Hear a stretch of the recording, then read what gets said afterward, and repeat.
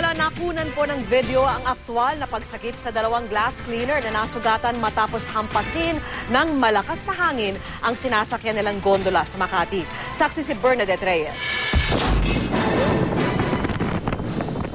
Sa kuhang ito mula sa rooftop ng isang high-rise building sa Makati kahapon, kitang-kita ang dalawang glass cleaner na nasa alanganin, dalawang palapag lang mula sa tuktok. Si Roberto Rendon napaupo at napakapit sa mga lubid, kasama ang katrabahong si Victoriano Nieves, matapos hampasin ng malakas na hangin ng kanilang gondola lift habang naglalagay sila ng sealant sa bintana. Mabuti na lang at kapwa sila naka-harness. Unang naiaho ng Makati Rescue si Rendon na nagtamo ng sugat sa kamay.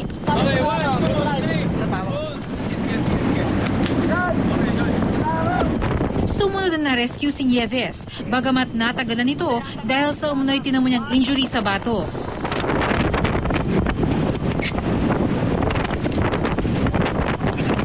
Laking pasasalamat ng mga biktima na agad silang nakahingi ng saklolo gamit ang bitbit na radyo. Kasalukuyan nagpapagaling ang dalawa. Sa mga lugar ng maraming high-rise buildings tulad dito sa lungsod ng Makati, madalas daw ang mga aksidente kinasasangkutan ng mga glass cleaners. Kaya para mapangalagaan ang buhay, siguraduhin daw sumusunod sa mga safety standards.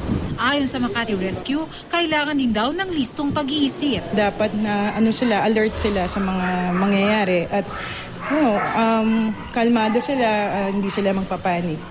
And then, isipin nila kung ano yung pwede nilang magawa pa. Naso na nandoon sila sa sitwasyon. Ako si Bernadette Reyes, ang inyong saksi.